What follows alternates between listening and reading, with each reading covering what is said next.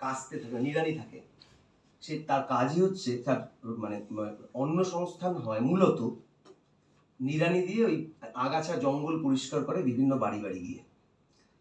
তারপরে সন্ধ্যের পরে সে যখন তার বাঁশি তার সঙ্গে সবসময় থাকে, এখনো আছে, সে যখন বাঁশিতে ফু দেয় এবং বাজাতে শুরু করে তখন মোহিত হয়ে যায় মানুষ, এবং মাঝে মাঝেই তার ডাক আসে স্থানীয় যাত্রা, স্থানীয় অনুষ্ঠানে বাঁশি বাজানোর জন্য, এবং এমন বাঁশি বাজায় যে বিষয়কে সঙ্গে নিয়ে সে সহযোগ দিচ্ছে বাঁশির, তাতে বাঁশিটাই অনেক সময় প্রাধান্য পেয়ে যায়, এত অসাধারণ তার তার মানে সেন্স। কিন্তু ও কখনোই ওর জীবনের এই পার্টগুলোকে বা জীবনের এই যে চর্চাকে আলাদা আলাদা করে মেনশন করেনি, যে ও একজন ডেইলি লেবার, সেটা একটা কাজ, ও একজন বাঁশুড়িয়া, সেটা একটা কাজ, ও একজন কন্যার পিতা, সেটা একটা কাজ, ও নিজে ঘর ছায়, সেটা একটা আলাদা কাজ। এরকম আলাদা করে ওর জীবন চর্চায়, ওর পরিবারের জীবন চর্চায় সকলে কখনো আলাদা করে ভাবেনি। আমি কেন বললাম? আমি যখন নাট্য চর্চায় করতে আসি, আমি শহরে বসে বা আমার এই যে কোট আনকোট ঔপনিবেশিক স্ট্রাকচারে, তখন আমি আমার রিহার্সাল বা মহলা, কোনো একটি বিষয়, কোনো একটি চরিত্র, তার কিছু পার্ট, তার কিছু সংলাপ নিয়ে যখন মহলা করি এবং যখন মঞ্চে অভিনয় করতে যাই, তার অংশটিকে শিল্পচর্চার একটা বিশেষ অংশ হিসেবে দেখি, আর বাকি যে সময়টা আমার জীবনের অন্যান্য ধারাটা চলে সারাদিনে, সেটাকে আর একটা অংশ হিসেবে দেখি। মিলিয়ে ফেলতে পারি না, অর্থাৎ দৈনন্দিন জীবন যাপনে আমার শিল্প, আমার জীবন, আমার যাপন সবটা মিলিয়ে আমি চলতে পারি না, যে কারণে এই ধরনের সমসময়ের যে নাট্যচর্চা নিয়ে আমি বলছি, সমসময় মানে আমার কাছে এটা সমসময়, গিরিশ ঘোষের কাছে তার সেই সময়ের সমসময়, বিভাস চক্রবর্তী, অরুণ মুখোপাধ্যায়, প্রবীর গুহ, এনাদের কাছে তাদের সময়টা সমসময়। আমি আধুনিক কথাটা বলছি না, কারণ আধুনিকতার আলাদা করে কোনো সংজ্ঞা ওইভাবে বেঁধে দেওয়া যায় না আমার কাছে মনে হয়। আজ থেকে 200 বছর আগে যে সময়টা ছিল সেটা সেই সময়ে দাঁড়িয়ে বা তৎকালে আধুনিক অনেকটাই সময়টা, সেই সময়। তাহলে এই যে আমার পার্থক্যটা, যে লোক সংস্কৃতির কথা বলবো, আবার ঠিক একইভাবে আমার এক যাদবপুরের স্কলার বন্ধু, আমি নাম করেই বলছি, সে অত্যন্ত গুণী, তার নাম সায়ন ভট্টাচার্য। সে আমাদের একটি পত্রিকা আছে, পত্রিকাটির নাম ভাবনা থিয়েটার, আমরা যেটা প্রকাশ করি সেখানেও লেখে, এবং এই সময় পত্রিকাতেও মাঝে মধ্যে তার গবেষণামূলক লেখালেখি প্রকাশিত হয়, পড়াশুনো করে এবং পড়ায়, রিসার্চে। তো ওর সঙ্গে একটা ডিবেট সম্প্রতি হয়েছে, প্রচণ্ড তর্কাতর্কি হয়েছে। ও বলতে চাইছে যে পৃথিবীর সকল নাট্যই লোকনাট্য, কিন্তু যখন তর্কটা হচ্ছে বা তার যখন এক্সটেন্ডেড পার্টে যাচ্ছি আমরা, তখন বুঝতে পারছি যে একটা জায়গা থেকে সে ধরতে চাইছিল, সেটা হচ্ছে যে লোকের জন্য যে নাটক, লোকের জন্য যে নাট্য, সেটাই লোকনাট্য। এখন লোকের জন্য নাটক যখন বলবো আমি, তখন কোন লোকের জন্য বলবো? এদিকে যারা থাকেন, পারফর্ম করেন, সেই লোকের জন্য, নাকি ওইদিকে যারা পারফরমেন্স দেখেন সেই লোকের জন্য? কোন লোকের জন্য? অর্থাৎ শিল্পীর তো একটা লোক, যারা পারফরমেন্স করছেন নাটকের, তারাও মানুষ, লোক, আর যারা দেখছেন তারাও লোক। লোকনাট্যে কোন লোকের জন্য সেই নাটকটা? যদি আইডিয়াল প্রশ্ন আসে, যদি আইডিয়াল উত্তর হয়, আমরা খুব একদম সাজানো উত্তর দিই, যেটা হওয়া কাম্য, সেটা হচ্ছে উভয়ের। যিনি পারফর্ম করছেন সেই লোক যেমন সঞ্জিত হবেন, তার রস সিঞ্চন করবে এবং সেইখান থেকে এক ধরনের বোধের জন্ম দেবে, একই সাথে প্যারালালি সমান্তরালভাবে যারা দেখছেন দর্শক, তারাও রসিকজন হয়ে উঠে পার্টিসিপেট করবেন। তাহলেই তো লোকনাটক। আপনি জানেন, এবারে আমরা যা টিপিক্যাল লোকনাটক নিয়ে বলি, লোক সংস্কৃতির যে উপাদানগুলো, যে চর্চাগুলো হয়ে এসেছে, তাকে দেখুন, সেখানে দর্শক হিসেবে যাকে দেখে দেওয়া হয় আর যারা শিল্পী হিসেবে দেখে দেওয়া হয়, তাদের মধ্যে কোনো রকম কোনো মাঝখানে কোনো ব্যারিয়ার থাকে না, কোনো মেন্টাল সাইকোলজিক্যাল ব্যারিয়ারও বাধাও থাকে না, ফিজিক্যাল বাধাও কখনো কখনো উধাও হয়ে যায়, একাত্ম হয়ে পড়ে। আমি যে থিয়েটারটা করি, যে নাট্য আমরা বলি, যেখানে আবার বললাম যে একটা ঔপনিবেশিক কাঠামো আমাদের গেড়ে বসে আছে, সেইখানে কি সত্যি সত্যি উভয়ের একটা ইন্টার কেমিক্যাল রিয়াকশন, আন্তঃরাসায়নিক সম্পর্ক সত্যিই কি ফিজিক্যালি মেন্টালি তৈরি করা যায় সব ক্ষেত্রে? তাহলে তাকে আমি লোক সংস্কৃতিকে সমৃদ্ধ করবার পথে কি করে দেখতে পাবো?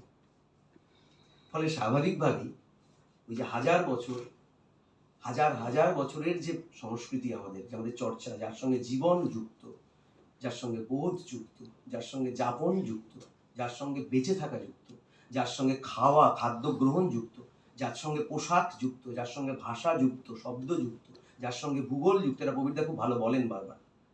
এবং যে মানে প্রতি 10 কিলোমিটার অন্তর অন্তর মানুষের সংস্কৃতির যে তার যে এক ধরনের অবয়ব পাল্টাতে পাল্টাতে যায়, কারণ তার ভাষা পাল্টায়, তার খাদ্যাভ্যাস পাল্টায়, তার কথার বক্তব্য যে প্রেজেন্টেশন পাল্টায়, তার বডি ল্যাঙ্গুয়েজ পাল্টাতে পাল্টাতে যায় একটা নির্দিষ্ট অঞ্চল। সেই সমস্তটা মিলিয়ে সেই পরিসরের মধ্যে দিয়েই তার লোক সংস্কৃতি তৈরি হতে শুরু করে। তাহলে আমি যে নাট্য চর্চাটা করি, সেই নাট্যচর্চা সুদীর্ঘকাল যাবৎ মানে ভারতবর্ষের বুকে স্পেশালি বা বিশেষ করে কলকাতা কতটা সৌভাগ্যবান এবং কতটা দুর্ভাগ্যবান, বা যদিও শব্দটা ব্যবহার হয়, যে গর্বে বুক ফুলে উঠতে পারে যে ব্রিটিশ ইস্ট ইন্ডিয়া কোম্পানির হেডকোয়ার্টার কলকাতায় হয়েছিল, ভারতবর্ষের রাজধানী কলকাতায় ছিল, ভারতবর্ষের রাজধানীতে প্রথম ভিক্টোরিয়ান থিয়েটার আসে, এই যদি গর্বের বিষয় হয় এবং তারপরেই আমরা সেই থিয়েটারের সঙ্গে একাত্ম হতে শুরু করি, এটা যদি গর্বের বিষয় হয়, তাহলে রানীর সনদে যে সংস্কৃতির চর্চা ভারতবর্ষের গঙ্গা দিয়ে বয়ে গিয়েছিল সারা ভারতবর্ষে, সেখানে কলকাতার জেলেপাড়ার সং কোণঠাসা হয়েছিল। সেখানে গাজন নির্দিষ্ট হয়ে তার একটা সীমানার মধ্যেই আটকে যেতে শুরু করেছিল। আমি এটা কলকাতা বলছি, একেবারে খোদ নগরের কথা বলছি, মানে জেলেপাড়ার সং বলুন, গাজন বলুন, কলকাতা কেন্দ্রিক যে আমাদের নিজস্ব লোকজ সংস্কৃতি চর্চা, এবং ক্রমশ এক ধরনের শ্রেণী বিভাজনের মধ্য দিয়ে চিহ্নিত করা হয়েছিল যে বাবু এবং বাবু নয় এই সংস্কৃতিকে বোঝার চেষ্টা করো। এবং সেই জায়গা থেকে দীর্ঘ দীর্ঘ বছর ধরে ওরা চলে যাওয়ার পরেও আমার মনে হয়েছে খুব বেশি যে প্রসেনিয়াম থিয়েটার, একদম এবারে আমি নাম করেই বলছি, যে নাট্য বলা হচ্ছিল, নাট্য কথাটাই কখনো ইউরোপিয়ান উদ্ভব নয়, এটা আমাদের, এবং তার একটা চরিত্র আছে, সেই চরিত্র কখনো আমেরিকান থিয়েটারের চরিত্র নয়, যে নাট্য আমাদের নাট্য তার কথা বলছি।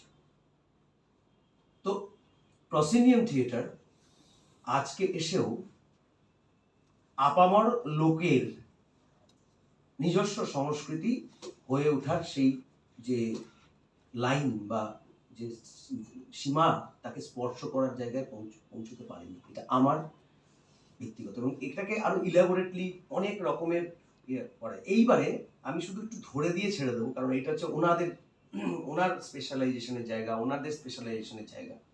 সেটা হচ্ছে কি কিছুই পারেনি, অবশ্যই পেরেছে। সেখানেই তো অন্য কারোর উদ্ভব হয়েছে, অন্য কোনো চিন্তার উদ্ভব হয়েছে তাকে চ্যালেঞ্জ করার জন্য, অর্থাৎ তার সঙ্গে একটা দ্বন্দ্বের মুখোমুখি করা, কনফ্রন্টেশনের জন্য। সেখানে দাঁড়িয়ে একটা শব্দ খুব পপুলার হয়ে দাঁড়িয়েছিল আজ থেকে বহু বছর আগে, মানে প্র্যাকটিক্যালি থিয়েটারের অ্যারিনায়, নাট্যের অঙ্গনে, তার নাম অল্টারনেটিভ। এবং আমরা খুব ভালো করেই জানি যে এই অল্টারনেটিভ শব্দটাকে খুব মানে মানে কংক্রিটাইজ করে নিজের দলের নাম পর্যন্ত রেখেছিলেন প্রবীর গুহ, যদিও প্রথম নামটা ছিল লিভিং থিয়েটার। এখানেও কিন্তু মজা আছে, লিভিং থিয়েটার, কিন্তু পরবর্তীকালে সেটা অল্টারনেটিভ লিভিং থিয়েটার হয়। আমি প্রবীরদার সঙ্গে দীর্ঘদিনের সম্পর্ক, কিন্তু প্রবীরদাদের মানে আমি অল্টারনেটিভ নামটাকে সম্পূর্ণ সম্মান দিয়েই বলছি। আমার মনে হয়েছে বারবার, যত বয়স বেড়েছে, যত অভিজ্ঞতা বেড়েছে, এবং লিখেছিও আমি বর্ধমানের একটি পত্রিকায় একটা দীর্ঘ লেখা লিখেছিলাম আসলে সৌম্যদের ইনসাইড আউটের পত্রিকায়। আমার কাছে মনে হয়, আমার খুব কষ্ট লাগে যদিও ওনাদের পার্সপেক্টিভটা একটা চ্যালেঞ্জের জায়গা থেকে ছিল, সেই চ্যালেঞ্জটা আমি দেখতে পাইনি, আমি সেটা ফিল করতে পারিনি, আমি পরে দেখেছি, পরে পেয়েছি।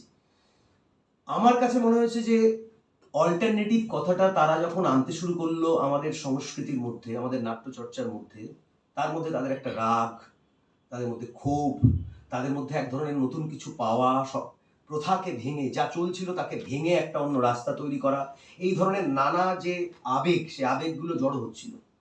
কিন্তু আমার কাছে সেই অল্টারনেটিভ শব্দটার থেকে অনেক বেশি শব্দ যেটা আমাকে টানে এখন এসে, সেটা হতে পারতো বা হওয়া উচিত, বা হওয়া উচিত বলতে মানে হওয়া উচিত বলতে উচিতই, সেটা হচ্ছে প্যারালাল।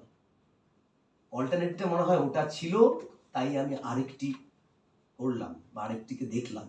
আমি বলি প্যারালাল, তোমার সঙ্গে আমি একই সঙ্গে পাঙ্গা নিতে পারি। এই কথাগুলো খুব পপুলার কথা, পাঙ্গা এখনকার কথা। আমি তোমাকে চ্যালেঞ্জ করতে পারি, এটা প্যারালাল, আমি তোমার প্যারালাল, আমি সমান্তরাল ভাবে যাবো রেলের পার্টি লাইনের মতো। তুমি আমাকে ধরতেও পারবে না, দেখতে পারবে যে আমি একই সঙ্গে যাচ্ছি। আমার থিয়েটার, আমার হাজার হাজার বছরের theatre, parallel theatre to rest of the world. আমি এই কারণেই কথাটা বললাম যে অল্টারনেটিভ মানেই হচ্ছে যে ওটা আছে, চলছে, ওকে একটা বিকল্প জায়গা থেকে আমি এটা দেখছি। আমার বিকল্পটা, যে প্র্যাকটিসটা এরা করছেন, এটাই হাজার বছরের প্র্যাকটিস। তার ফরমেশন, তার রিসার্চ, তার ক্রমাগত গবেষণা, ক্রমাগত তার ডিকোডিফিকেশন, এই কথাটা খুব জরুরি। যে কোডগুলো করে দেওয়া হয়েছিল বা করে দেওয়া হয়, একটা প্র্যাকটিস দীর্ঘদিন চলতে চলতে, একটা চর্চা, একটা যাপন দীর্ঘদিন চলতে চলতে একটা কোডিফিকেশন হয়ে যায়। যারা স্রষ্টা, যারা শিল্পী, তারা মৌলিক চিন্তা করেন, এটা অত্যন্ত গুরুত্বপূর্ণ। এবং সেই মৌলিকতার জায়গা থেকে তারা ওই যে কোডিফাইড, যে শর্ত দেওয়া কোডিফাইড, যে দীর্ঘদিনের শ্যাওলা ধরা যে অবস্থানটা, সেটাকে ভেঙে ডিকোড করার চেষ্টা করেন। তো ব্রিটিশদের যে কাল সংস্কৃতিটা চলে এসেছিল, আস্তে আস্তে রন্ধ্রে রন্ধ্রে ঢুকছিল, সেটাকে ডিকোডিফাই করছেন এনারা। আমি বলছি উনি শুধু নয়, বাদল সরকারের মতো মানুষ নিজে পোস্তাতে সরে এসছেন, নিজে পুরোপুরি প্রসেনিয়াম কাজ করতেন শুরুতে। এটা বাংলার ক্ষেত্রে বলছি, এবং বাংলার বাইরে গেলে পরে আপনারা দেখবেন যে মানে আপনারা খুব ভালো করেই জানেন, এগুলো এরা বলবেন, আমি আর বেশি এগোবো না, মানে এত বলে ফেলা উচিতই না, গুরুদেব লোকজন বসে আছে, যে এই মুহূর্তে হাবিব তানভীরের 100 বছর, রাডা পাস করা একজন মানুষ, রাডা পাস আউট, তো সে তো রাডা করেই খেতে পারতেন, মানে ইউরোপ, এবং ইউরোপ থেকে ফিরে আসার পরে প্রায় ওই জায়গাটাতে চলে যেতে পারলেন, চলে গেলেন নাচাতে, মানে নাচা, তাই তো?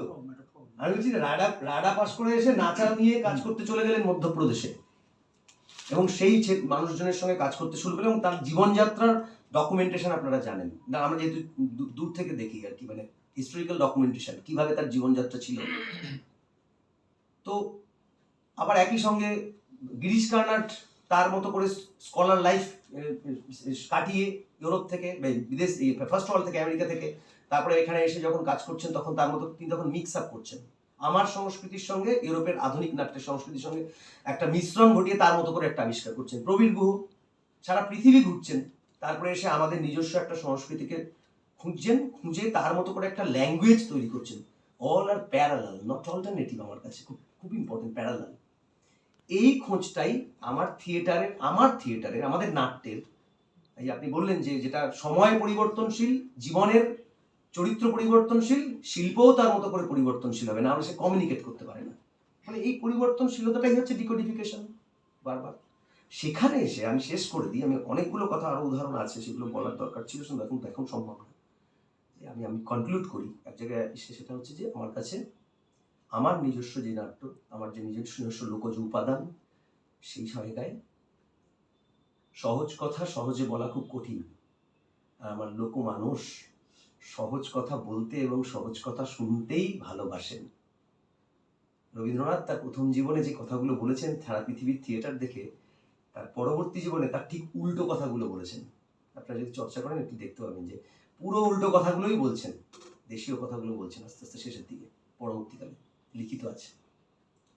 তো আমার এই সহজ সরলভাবে আমার নিজস্ব সংস্কৃতি, আমার নিজস্ব প্রকৃতি, আমার নিজস্ব জলবায়ু, আমার নিজস্ব ভাষা, আমার নিজস্ব খাদ্যাভ্যাস, আমার নিজস্ব জীবনযাপন, জীবন আচরণ, তার মধ্য দিয়ে যে চর্চা চলে, সেখান থেকে যে নাট্যের পথ, তার সূত্র উঠে আসে, যা সহজেই কমিউনিকেট করতে পারে বা সংযোগ সৃষ্টি করতে পারে মানুষকে, আপামর মানুষকে, তাহাই আমার নাট্য।